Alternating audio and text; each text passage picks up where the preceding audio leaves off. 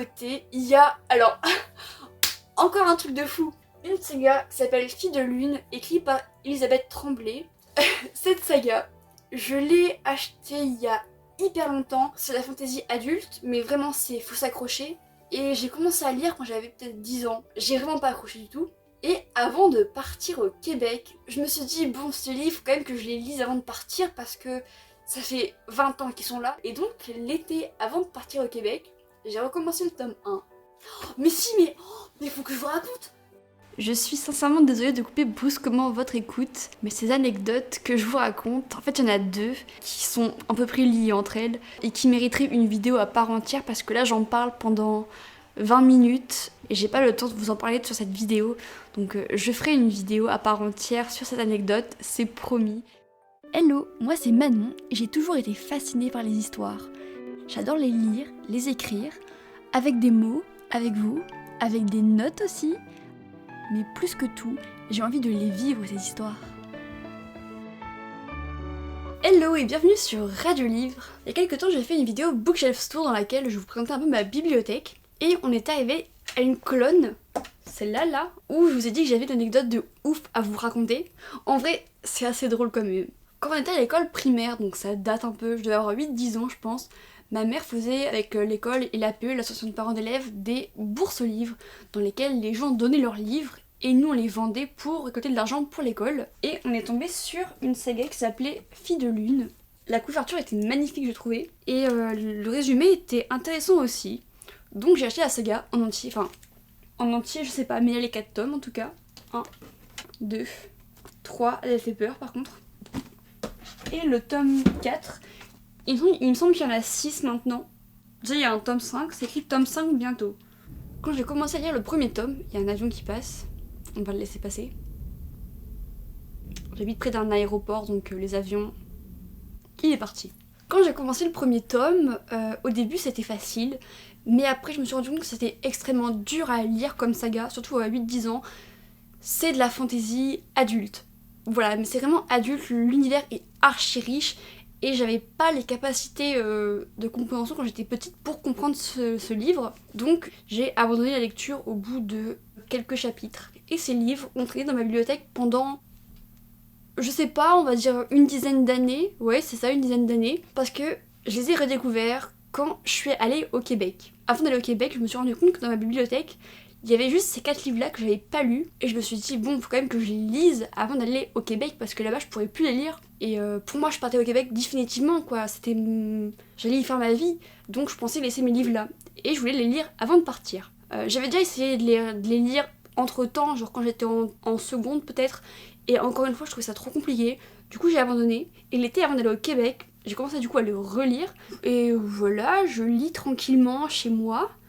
J'ai choisi d'aller étudier au Québec pour mes études, dans le Saguenay-Lac-Saint-Jean, donc j'avais déjà les noms un peu Saguenay, Tadoussac, Lac-Saint-Jean, Québec, Montréal évidemment, parce que c'était la base du Québec, tu vois, c'est... Même si Montréal, j'aime pas trop Montréal. Mais voilà, surtout tout ce qui est Lac-Saint-Jean, qui est une petite région qui est paumée au nord du Québec, avec Alma là où j'étais, avec Bétabé-de-Chouane, qui est une plage qui est magnifique, j'ai des trop bons souvenirs de là-bas.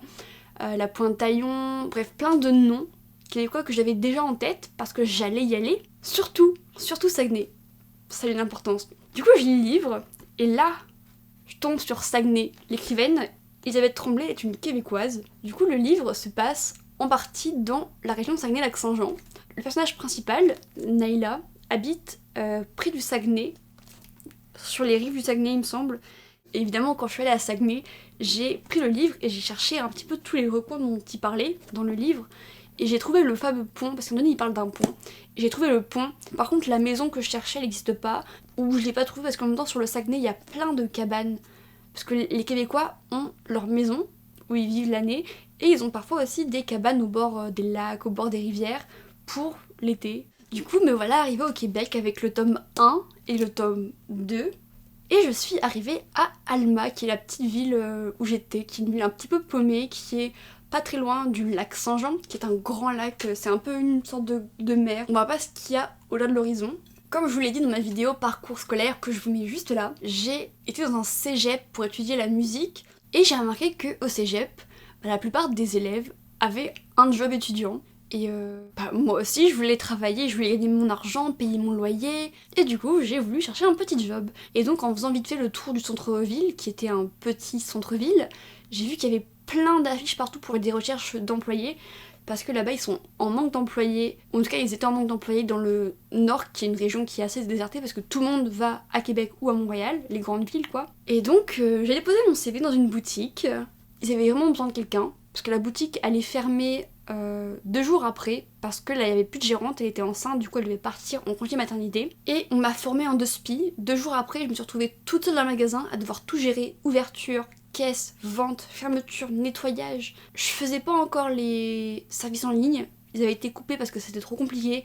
Donc je faisais ma petite vente et tout, sauf que c'est un magasin où il n'y a pas beaucoup de monde qui passe, déjà c'est une petite ville. Donc la plupart du temps, qu'est-ce que je faisais ? Je faisais mes devoirs, je faisais quand même un petit peu ce qu'il fallait faire, du style passer le balai, ranger après les clients, remettre tout en place. Et aussi, je lisais beaucoup. Et un jour, je lisais le tome 2. J'étais dans ma lecture, comme ça, derrière le comptoir. J'avais fait mon petit ménage et tout. Et je lisais. Là, il y a une cliente qui arrive. Du coup, moi, je pose mon livre. Normalement, d'habitude, je le range, je le cache pour pas montrer que je lis quand je travaille, mais là je l'ai juste posé parce que j'avais pas le temps, j'étais surprise. Du coup j'ai posé mon livre sur le comptoir et je me suis levée pour servir la cliente et je lui ai demandé bonjour madame, vous avez besoin de quelque chose ? Elle m'a dit oui, j'aurais bien besoin d'une robe qui fasse un petit peu élégant et j'ai perdu du poids, du coup je sais pas trop quoi prendre. Du coup bref, j'ai dû la conseiller par rapport à ses vêtements. Enfin je lui conseille des robes, je lui montre ce qu'on a. Elle me disait vaguement quelque chose, mais ouais, elle me disait vraiment quelque chose quand même. Au moment de faire l'encaissement, on m'avait dit au début, la première gérante que j'ai eue m'a dit tu mets juste le numéro de téléphone du magasin, tu mets dans le nom, prénom des marques.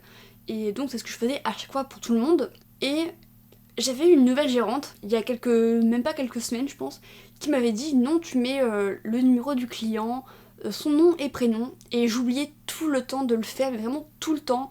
Ça devait être l'une des premières clientes pour laquelle je le faisais. Je scanne les articles, je remplis les petits trucs qu'il faut remplir, et là je lui demande oui, c'est quoi votre nom et votre prénom ? Et elle me dit Elisabeth Tremblay. Sur le coup, moi je capte pas parce que des Tremblay, il y en a plein. Vraiment au Québec, des Tremblay, des Gagné, des Gagnon, des Richard, des Renault, vous en avez à foison. D'ailleurs, dans ma classe, c'était en philosophie, je crois, il y avait 2 Jean-Félix Fortin. C'était très drôle. Mais je sais pas à quel moment déjà t'appelles ton fils Jean-Félix et à quel moment ils ont le même nom de famille. Enfin, bref, du coup, tout ça pour dire qu'il y avait beaucoup de Tremblay et certainement beaucoup d'Elisabeth Tremblay. Donc j'ai pas capté et j'ai même pas capté qu'elle s'appelait comme ça l'autrice de ce livre. Pour moi, c'était juste Fille de Lune et je faisais pas vraiment attention encore au nom d'auteur. En vrai, le nom d'un auteur, je le retiens surtout quand j'ai fini un livre ou une saga. Et au moment de rentrer son nom dans l'ordinateur, j'ai un bug. Mais vraiment, j'ai un bug, je suis là... attends, est-ce que c'est Elisabeth Tremblay, genre nom, prénom ou prénom, nom ? C'est vraiment un bug qui est stupide, mais mon cerveau a bugué.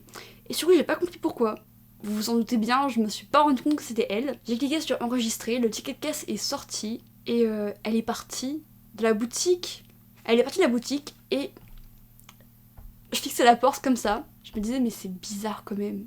Peut-être un quart d'heure plus tard, après avoir rangé les habits à leur place, je reprends mon livre, comme ça, qui était sur la table. Hein. Il était à côté de moi, donc elle a vu que je lisais le livre, elle a vu que c'était son livre, et là je vois Elisabeth Tremblay en titre, et je suis là, mais c'est pas la dame ? C'est pas pour ça qu'elle me disait quelque chose, que son air m'était familier. Et en fait, je me rappelle quand j'étais petite, j'avais déjà cherché son nom sur internet pour voir à quoi elle ressemblait. Sur la photo que j'avais vue sur internet, elle avait les cheveux noirs, mais noirs un peu... comme si on s'était teint les cheveux en noir. Mais surtout, ce qui m'a marqué, c'est qu'elle avait un grain de beauté sur la joue, enfin là ou là, je sais plus, exactement comme la dame que j'ai croisée au magasin. Et en fait, la dame que j'ai croisée au magasin, elle avait les cheveux naturellement blonds, enfin pas forcément blonds, elle les avait attachés, mais genre son visage c'était quand même le même, tu vois, on pouvait pas se tromper, c'était elle avait le même grain de beauté, la même forme de visage, elle est québécoise. Et je vous assure que c'était vraiment elle. Mais elle a vu mon livre et j'aurais pu le lui faire dédicacer, mais je m'en suis pas rendu compte. Après, du coup, je l'ai raconté à ma gérante quand elle était là. Et elle savait pas qui c'était. Mais moi j'aime beaucoup trop sa saga. Vraiment c'est une saga qui est adulte. C'est pour ça que pour l'instant j'ai pas racheté les autres tomes parce que c'est dur à digérer, c'est complexe. Mais c'est quand même hyper intéressant. Et en plus de ça, ça parle aussi beaucoup du passé du Québec. Et je trouve ça hyper intéressant. Enfin moi le Québec c'est un pays que j'adore. Enfin le Canada en général d'ailleurs. Et vraiment les gens... Ah, ça me manque tellement. Ils sont tellement adorables, ils sont tellement attentionnés, ils sont tellement gentils. Pour revenir à l'anecdote, je ne sais pas si l'autrice habite à Alma ou si elle était plutôt de la région, mais c'était fou de la croiser dans ce petit magasin-là. J'ai travaillé 6 mois, je crois. Voilà, c'était très drôle. Sur le moment, j'étais carrément deg parce que j'aurais bien aimé lui faire dédicacer mon livre. En plus, elle l'avait vu. Alors, si ça aurait été moi, j'aurais joué un peu le jeu. Hey, t'en penses quoi du coup du livre ? Mais elle avait l'air toute timide en vrai. En tout cas, ça me fait un très très beau souvenir du Québec. Ça me fait aussi une belle anecdote à vous raconter. J'espère que ça vous a plu. C'était pas forcément drôle, c'était pas forcément triste, c'était pas forcément intéressant, il n'y avait pas forcément de morale, mais c'était assez...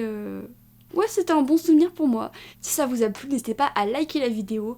Vous pouvez aussi me suivre sur YouTube, sur Instagram, un petit peu sur TikTok, mais un tout petit peu. Et on se retrouve très bientôt pour une prochaine émission de Radio Livre.